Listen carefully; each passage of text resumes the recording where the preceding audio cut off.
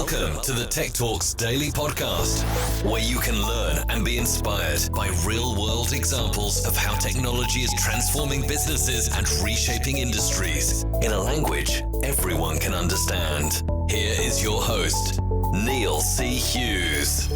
Welcome back to the Tech Talks Daily Podcast, where every day we interview a different leader who is leveraging technology to transform our lives, business, and indeed world. But I do promise to never say the words new normal, because I quite prefer the old one, thank you very much. But you could argue I've just said it, so I better move on quickly. And today's guest is the CEO of a company called nChain, where they have gathered together for a single purpose, and that is to ignite the global adoption and enterprise level use of Bitcoin. His name is Dave Washburn, and he has a unique perspective that he's going to share today that he brings to this business. Because prior to joining nChain, David spent 17 years in capital markets and as a PhD in physiology and biophysics. And it appears that that blend of both traditional industry knowledge combined with nChain's deep bench of blockchain and Bitcoin experts make this an interesting company to watch, to say the least. And it's not for nothing that representatives of the Swiss and Norwegian national banks are in talks with nChain to explore digital national currencies. But what I find really exciting is collectively, they simply believe that data is going to be the single most important commodity over the next 5 to 10 years, and that the only way that is possible is if it is captured and made actionable. And that's where nChain, which manages and uses BitCoin S.V.'s technology, is aiming to come in and fill the void. But I have revealed far too much already, so buckle up and hold on tight so I can beam your ears all the way to Ontario in Canada so we can speak with Dave now. So a massive warm welcome to the show. Can you tell the listeners a little about who you are and what you do? Thanks, Neil. My name is David Washburn. I'm the CEO of nChain Group, and I've been in this role for just over a year now. Before joining nChain, I worked for a global investment bank where I was responsible for one of the regional capital markets businesses. So I guess you could say I'm one of those people who's been lured away from traditional banking and finance by the potential of Bitcoin. And for people tuning in and hearing about nChain for the first time, it is in the business of enterprise-grade public blockchain solutions and security that are scalable and, most importantly, to a lot of people listening, business-ready. But can you set the scene and just talk a little bit about exactly what nChain is and the kind of problems that you're solving with technology? Yeah, sure. nChain is one of the most interesting tech companies that most people have never heard of, particularly outside the blockchain space. nChain's origins are in research, and today we have one of the deepest research teams in this space. This has led to us generating one of the largest portfolios of blockchain-related intellectual property globally. Over the past year, we've made a big push to move beyond just the patent and IP side of the business, and have really started to focus on building out the infrastructure required to make development of true enterprise-grade solutions possible on Bitcoin. When we're looking at what is required to deploy enterprise applications on a blockchain, the concepts of scalability and stability of the underlying protocol are absolutely paramount. To this goal, nChain has been instrumental in developing the foundations for the BitCoin S.V network, which we believe is the only enterprise-ready industrial-grade public blockchain currently available. On BSV, the network is capable of storing large amounts of information, up to gigabytes per block and beyond, in near real time with very low transaction costs. This unique combination of elements set the stage for a wide spectrum of businesses to use BSV for applications ranging from immutable permissioned data storage to high-frequency IoT-driven micropayments. Now, before you came on the podcast today, I also read that you believe that data is going to be the single most important commodity over the next 5 to 10 years. And again, I think most people listening will completely agree with that. But what really caught my attention was that you said that the only way that that is actually possible is if it's captured and made actionable. So can you tell me more about that and what shapes your opinion here? Yes, you're right, Neil. I do believe data is going to be the most important commodity in the very near future. It's already an absolutely massive business, except that it's dominated by a few huge players and it's largely a unidirectional economic model. By that, I mean that individuals and businesses who generate the data are, for all intents and purposes, frozen out of the market for this data. With very few exceptions, the people who generate the data give it away for free, often without their direct knowledge, and it's monetized by third parties. At nChain right now, we're working with enterprise customers to build infrastructure and applications that allow the safe and secure acquisition and storage of data in ways that allow individuals or businesses to be in control of that data and have the opportunity to provide access to buyers of the data should they choose to do so. This is really the foundation of a new data economy where the individual can be in control rather than taken along for the ride. The key to really expanding on this opportunity is allowing that data to be interoperable across multiple platforms and no longer stuck in silos. Certainly sounds the way that we need to be heading. But can you tell me a little bit more about how nChain's technology or where nChain's technology fits into this vision that you're creating here? One of the key elements to this concept of scalable, safe storage of data is something called the MetaNet. MetaNet is a hierarchical data storage system built on BitCoin S.V. Simply put, each BSV transaction can not only be used to exchange value, but it can also store a huge amount of information.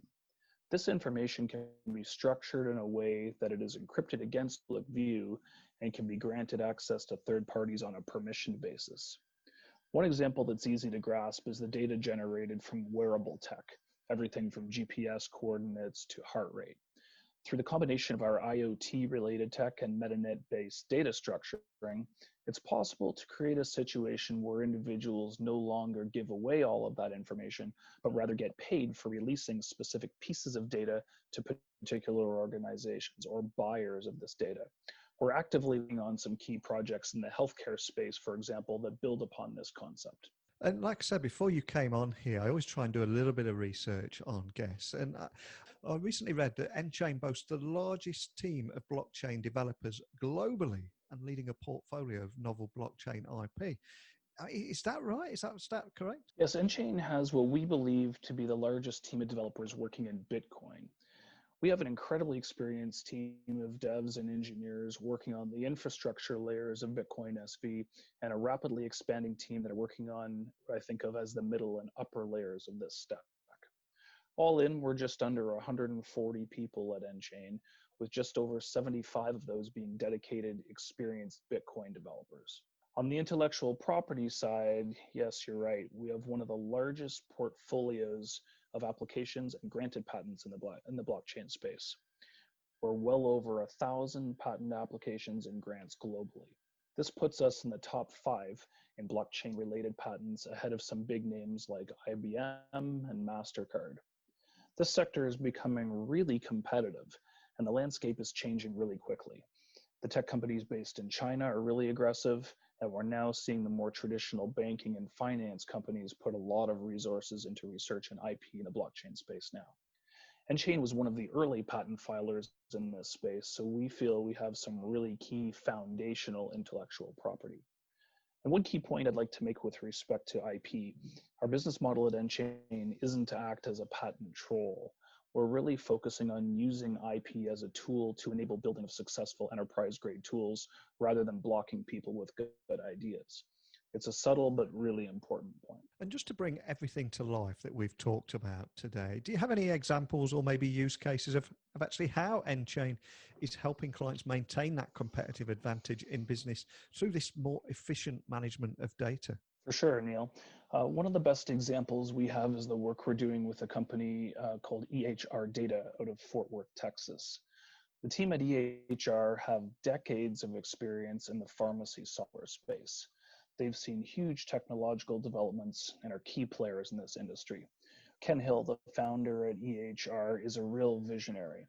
He's identified the lack of a fully portable, interoperable data set, in this case, a global patient safety record, as a huge unmet need in healthcare. His team came to nChain to help them build this new generation technology.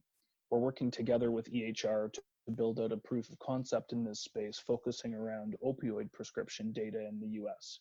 As you know, the opioid epidemic is a major healthcare crisis. As EHR has rightly identified, one of the key issues at play here is data, understanding exactly how many prescriptions a patient has received over what time period, where they may have been filled, and using this data to understand the risk profile of each patient. By building a safe, permanent, auditable record with near real-time access, we think we can dramatically improve patient safety around opioids by improving this information flow. And of course, there are huge economic implications of this at multiple levels, from insurers to pharmacists, all the way down to the individual patient level. And of course, every industry has had a horrendous 2020 so far, in particular the last 3-4 months. So I'm curious, what have been your biggest challenges this year, and how are you overcoming them as things start picking back up again? Yeah, that's a really great question, Neil. We've been really lucky in that we've been able to successfully work in a remote environment, and the team has done really well at that. The two things that have been really challenging for us over the past year, number one, I would say, is the absolutely wild pace of change and rapid growth in this industry. Things are happening so fast, sometimes it feels like a decade of change happens in 1 year. This makes it challenging for long-term business planning, but at the end of the day, it's really exciting, and that's what drives us to work really hard to achieve our goals. The second is about politics and ideologies in the blockchain space. I still find it really surprising the degree to which opinions about people and philosophy are so polarizing in this space. At the end of the day, I believe the best technology should win the battle, but it often takes much longer than you'd think to push through the politics. It really does. And there is so much change at the moment, like you just mentioned. I mean, for one example, of course, is Zoom is now actually worth more than the world's 7 biggest airlines. And you wouldn't have thought that just 3 months ago. But do you think the global pandemic and economic downturn could run the risk of slowing down adoption of emerging technologies such as blockchain? Or do you think it could actually speed it up in the same way as we've seen with Zoom? I think it's definitely going to be the latter, and the example with Zoom is probably the best out there that people can identify easily.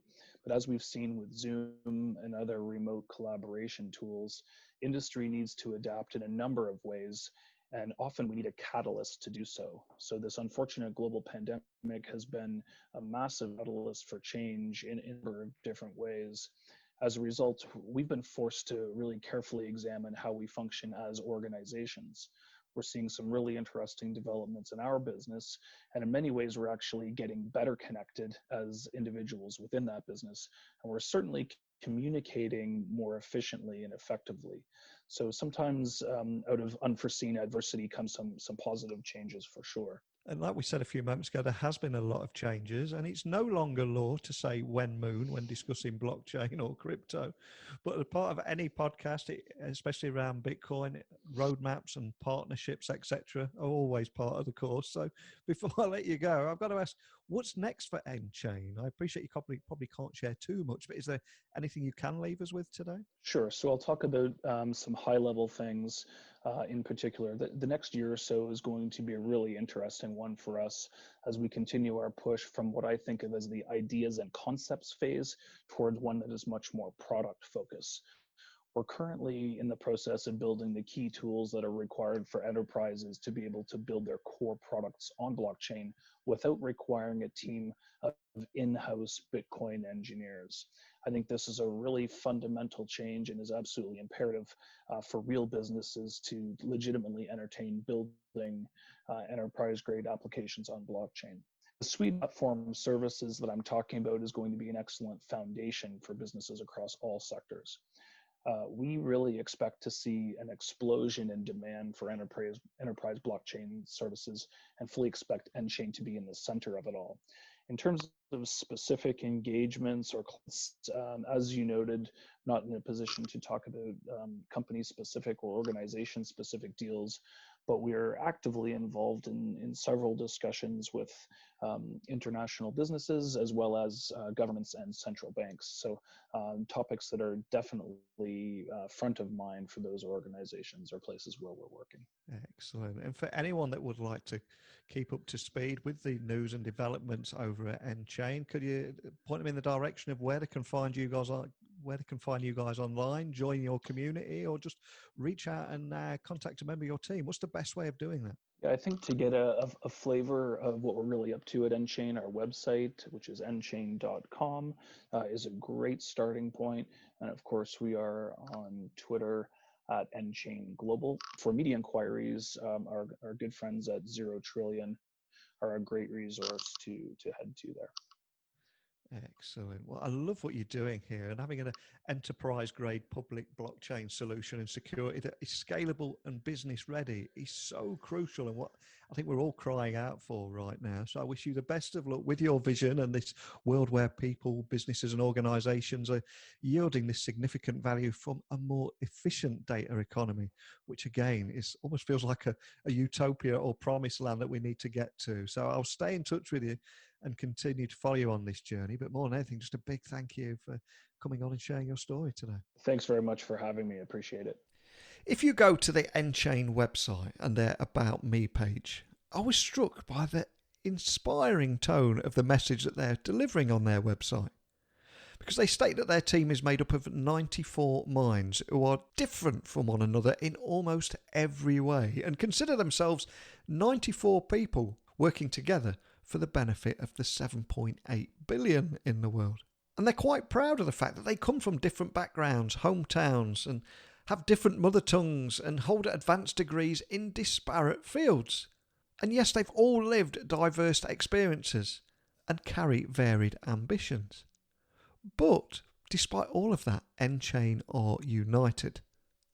And for me, in a world of binary thinking where everything is left, right, hot, cold, right or wrong, on or off, how refreshing is it to hear about a company that is united in helping businesses around the globe understand and realise the full potential of blockchain for organisations, operations and their data. And yes, I am guilty of being raised on cheesy 80s movies, but I love what they're doing here and I love the message and the vision that they've created. But over to you. Enough of my ramblings. Send over your thoughts on today's conversation and enterprise-grade public blockchain solutions and security that are scalable and business-ready.